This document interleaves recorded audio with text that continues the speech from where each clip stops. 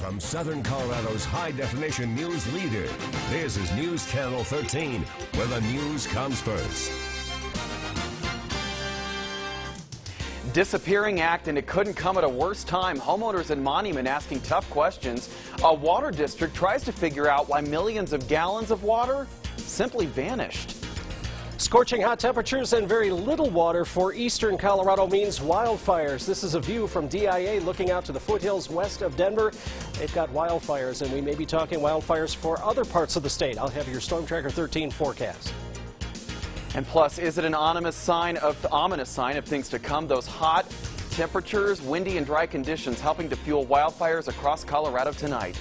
Good evening, and thanks for joining us for KRDO News Channel 13 at 6 o'clock. I'm Greg Miller. Breaking news tonight. Those fires we've been tracking for the last hours. Let's take you live to Boulder County right now, where you can see a lot of trees on fire in the area, dangerously close to homes.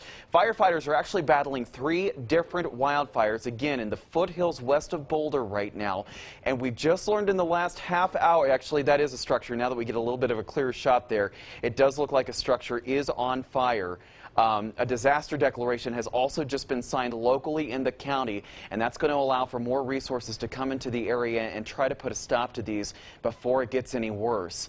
This is being called the Cold Springs Fire right now. Mandatory evacuations have been put in place, and many witnesses in the area, as they were leaving, were reporting that some of those fires some of those structures, and now we have that visual confirmation literally from a chopper in the area, some of those houses have already burned. We don't have a number yet. This thing really ramping up just in the last couple of hours. There has been an evacuation shelter put up at Netherland High School, and the Red Cross says they do have volunteers helping to get people who now may be losing their homes any food or water that they may need. Again, this is live in Boulder County right now, where a fire has sparked.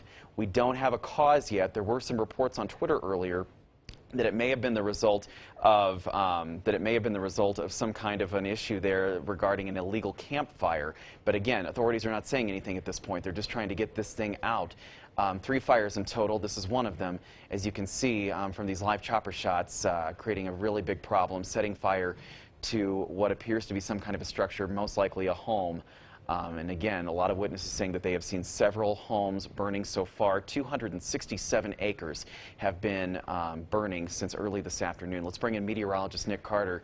Nick, we heard from authorities earlier this week they were afraid of these hot and windy conditions coming in. They were afraid that it would set fires. We've seen a lot of grass fires on the sides of interstates in the past few days, but this is obviously the biggest one we've been seeing now since really temperatures started to warm up. Right, and Greg, right now our hopes are that as the temperatures go down with the sunset and everything else and our humidities go back up again, firefighters will get the upper hand on things. That's usually how it works. However, we're probably going to be talking about more triple-digit heat and very low humidities across eastern Colorado tomorrow. This is our camera from DIA right now. We're looking out to the west. We're starting to see a little tinge in the skies right now because of the wildfire. And if you look real close on the lower left-hand side of your TV set, that's the fire that's burning just outside of Netherland, basically in western Boulder County. These otherwise fair weather clouds can be really a nasty situation for firefighters. They kick up the winds late in the afternoon. Some of them can actually produce isolated showers and thunderstorms. Not enough rain, but you've got that dangerous cloud-to-ground lightning,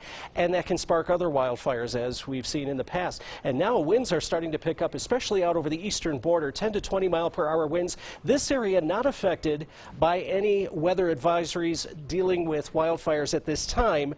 But we're going to keep our eyes peeled because we're looking for more of this triple-digit heat tomorrow with very low humidities and very gusty winds. Where we do see red flag fire danger is in the western slope and across the higher elevations near Vail Pass, where the winds have been gusting up to about 20 miles per hour. This little beige shaded area is actually a fire weather advisory, meaning that conditions are just below a red flag. Red flag fire danger, by the way, means that any kind of wildfire that starts up basically goes out of control. There's nothing they can do. So let's keep our fingers crossed as those temperatures go down, but we still have a warm evening in the forecast for all of eastern Colorado. Heat and wind in the forecast for tomorrow, and that could spell more fire troubles for us as we finish up our weekend.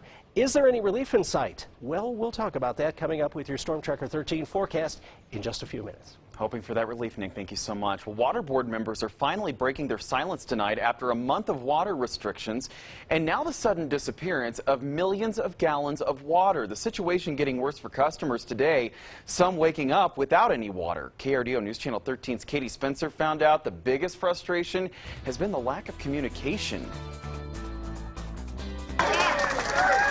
Hundreds of people gathered to learn what's going on with the more than 50 million gallons of water that's disappearing in Monument.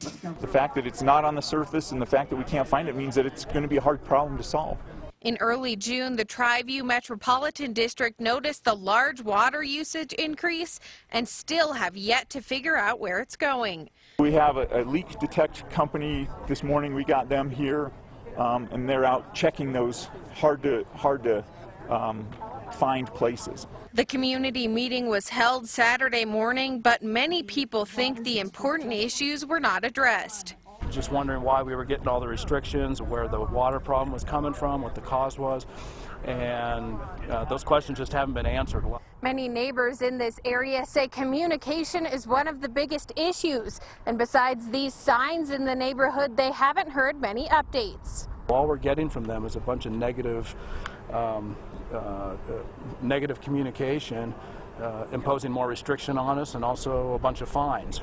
Joseph Whitman grew up in Flint, Michigan, and says he notices a lot of similarities between the water issues there and here. Because you can only put so many infrastructures in one area that are drawn from those limited resources, and then you're going to have problems. So all of the neighbors in the area and the board members just want to solve the issue and get back to normal. We understand the frustration. It's frustrating for us. It's horribly frustrating to not be able to find this thing. What we would ask is that you do your best to conserve water. In Monument, Katie Spencer, KRDO News Channel 13. And another source of frustration, the costs for the missing water and crews that have been called in to find this problem will be passed on to customers. Tri-View does not yet know what that final price tag may be. To Dallas now, and detectives still have a lot of unanswered questions tonight about the man who killed 5 police officers on Thursday. But as that community calls for peace, other gatherings are doing the opposite across the country. In the past 48 hours, thousands took to the streets to protest the police killings that initially led to all of this, allegedly. In Atlanta, they shut down major roadways, as you're about to see, that entire interstate being blocked by protesters. In Phoenix, police had to use pepper spray to control a crowd there. And in Rochester, New York, more than 70 arrests occurred, including 2 TV news reporters taken into custody. President Obama today said that people everywhere are ready for the violence to end. There is anger, there is confusion about next steps, but there's unity in recognizing that this is not how we want our communities to operate. Back in Dallas, the city is still mourning tonight, paying tribute by placing flowers and notes of support on 2 patrol cars left behind at the crime scene. Those slain officers in Dallas are weighing heavily on everyone's minds, but perhaps none more than those who have recently started their law enforcement careers.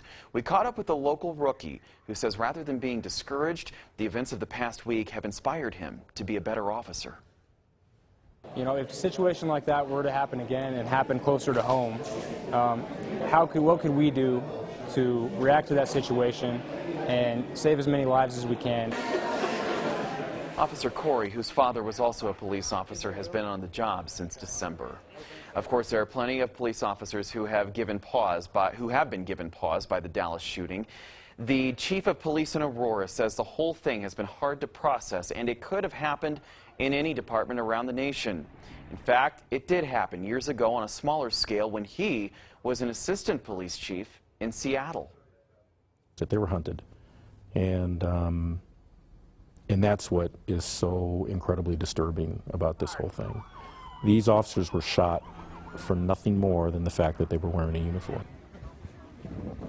The chief said this tragedy sheds light on the importance of having a policing community relations dialogue that brings the community and police officers closer together. celebrating the LGBTQ community and remembering the victims of the Orlando massacre. A look at Pride Fest in Colorado Springs coming up. Plus an update on the fight over recreational marijuana in Pueblo. New developments to tell you about tonight. Wildfires burning west of Denver. This is a live picture right now from our VR cams. Wildfires in the town of Nederland. That's not too far from Boulder. Down here in southeast Colorado, temperatures in the 90s, cooling to the 70s and 60s. There might be a sprinkle or two out over the eastern plains, but don't count on much relief. For Pueblo, temperatures will be cooling down and basically getting back into the 90s to 100s tomorrow. I'll have your Storm Tracker 13 forecast in just a few.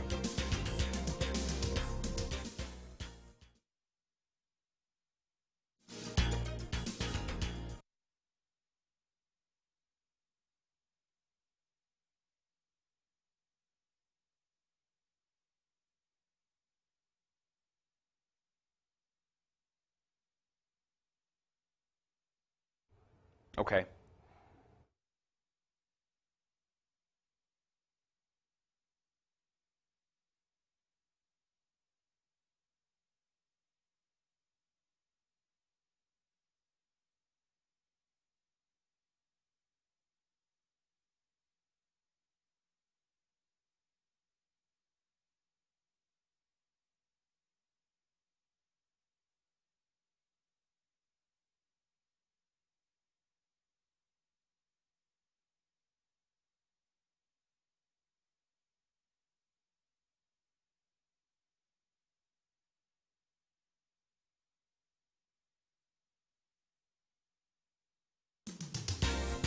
Continuing to follow that breaking news out of Boulder County tonight, the fire happening in Nederland, near Nederland, one of 3 that is burning. This is a picture from KDVR, a station we work with up in Denver. Shows you just the mass scope of this fire.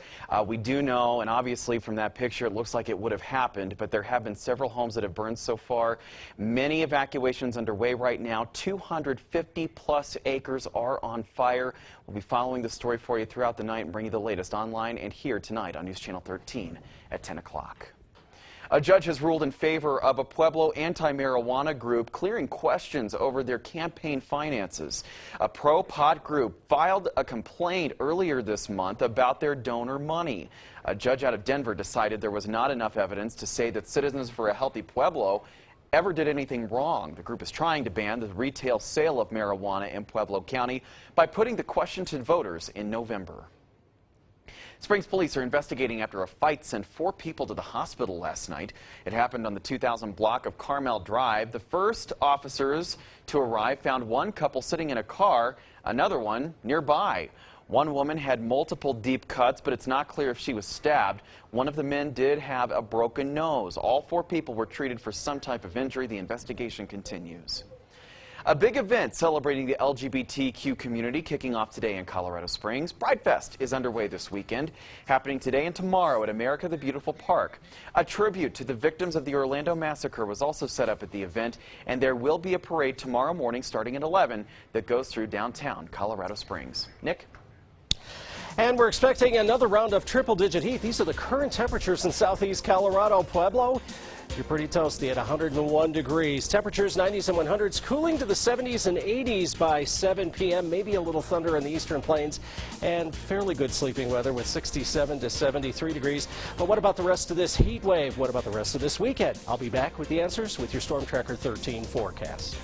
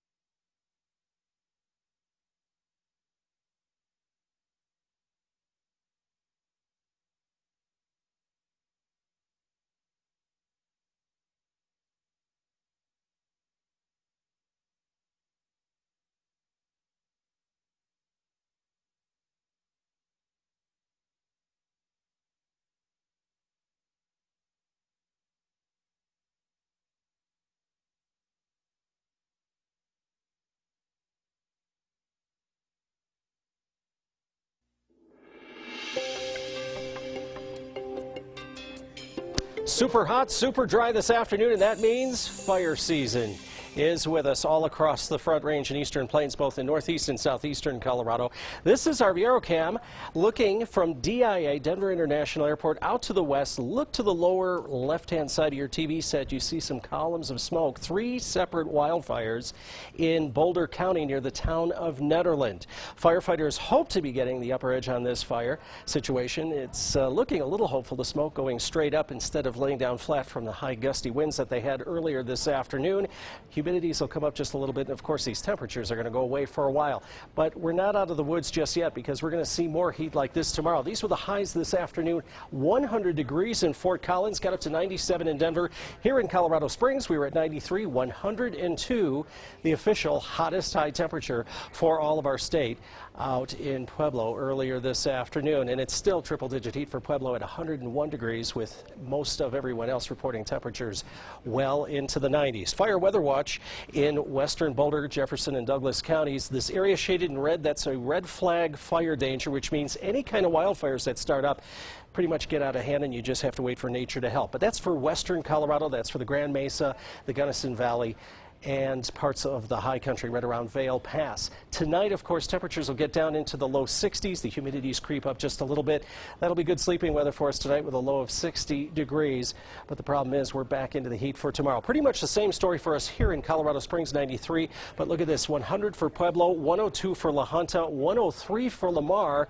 And down in the southeast corner, Springfield, your highest temperature at 100 degrees. We're looking at temperatures to cool down, though, towards midweek. There's a little weather system that's going to lay back our temperatures into the mid-80s to low 80s. Thursday, looking at a high temperature of 82 and a 20% chance of a shower thunderstorm, and that's good news if it works out that way. Temperatures near 100 degrees for Pueblo tomorrow, cooling down, if you can call 90 degrees cooling down, to 90 for the midweek. That's for you folks in Pueblo. Down in Canyon City, temperatures again very hot tomorrow, 96 degrees, 92 on Monday. Wednesday through Friday, with that little series of weather disturbances that cool us down a bit, there's a slight chance of a shower thunderstorm on Thursday.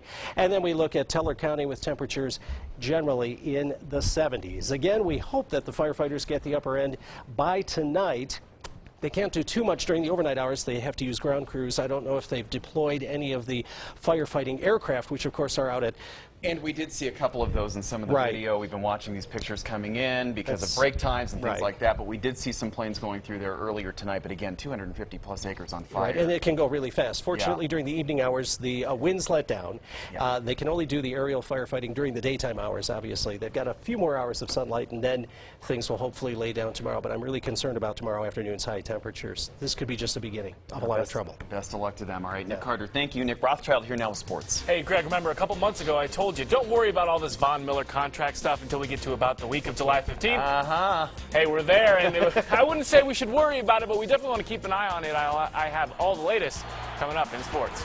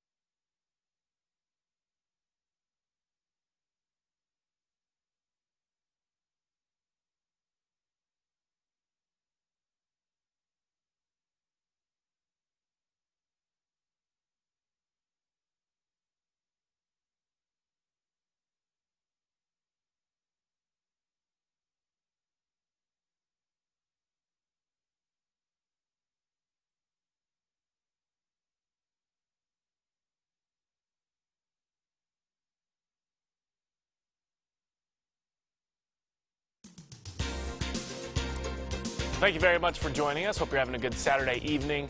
I'm not going to point fingers at who cut who out of an Instagram photo. I'm bigger than that. But it seems like that drama is in the past for John Elway and Von Miller. Reports surfaced yesterday that the Broncos are proposing a new deal to Miller. What was missed in the clamor for details and numbers is that Elway actually reached out to Miller over the 4th of July weekend. In the conversation that sources say lasted between 10 and 15 minutes, Elway told Miller that the Broncos, quote, still love him and want him back. So here's where we stand. The Broncos have offered a new deal with a fully guaranteed third year of the multi-year contract. They have until 2:00 p.m. on Friday, July 15th to reach an agreement, or the franchise tag is final. And remember, Miller said last month he would not play under that franchise tag. Well, Vaughn and Elway were getting cozy. Quarterback Mark Sanchez finished off the second and final day of his football camp out at Fort Carson. Sanchez dedicated most of his time to coaching the kids, but he did take a moment to talk a little Broncos football with us media types. We got a great squad, and, we can't promise, that we're going to repeat or anything like that. I can promise you that our team's working as hard as we possibly can. And I know we have great coaches. We have the right people in place. We have everything that we need. I haven't talked switchbacks in a while, and I miss them. So here we go. I'm the boss. I get to choose. They've been quite the busy bees of late. On Thursday, they played to a 1-1 draw in Portland. Luke Vercoloni scored the lone goal for the switchbacks in the 16th minute. Next, they'll travel up to Seattle for a game against Sounders 2 tomorrow. And then they return home on Tuesday to face Bundesliga side Mainz. Greg, that's German. Okay. Liken it to the MLS of Germany. That should be a fun one. U.S. women's national soccer team facing South Africa today. Hope Solo hoping to become the first goalkeeper ever to reach 100 career international goals. Greg, did you see what I did there? That's Denver's Mallory Pugh crossing it to Crystal Dunn. Yanks take a 1-0 lead. Solo would see out the rest of the match, earning that elusive 100th clean sheet. Serena Williams seeking her 22nd Grand Slam title, facing Angelique Kerber in the Wimbledon final. Kerber beat Williams in Melbourne in January, but today Serena would have her revenge. She beats Kerber 7-5, 6-3. You can see the emotions as she wins there. Williams said after the win, quote, "One thing I learned about last year is to enjoy the moment, and I'm definitely going to enjoy this." You earned it, Serena. Finally, the Sky Sox play tonight versus the Iowa Cubs, but their big league affiliate had a bit of a belated start to their game against the Cardinals. A swarm of bees took up residence in right field. The game was only delayed a few minutes, and they actually started the game with the bees still out there, so all those right fielders better have on their beekeeping suits. That's a look at sports. We'll be right back.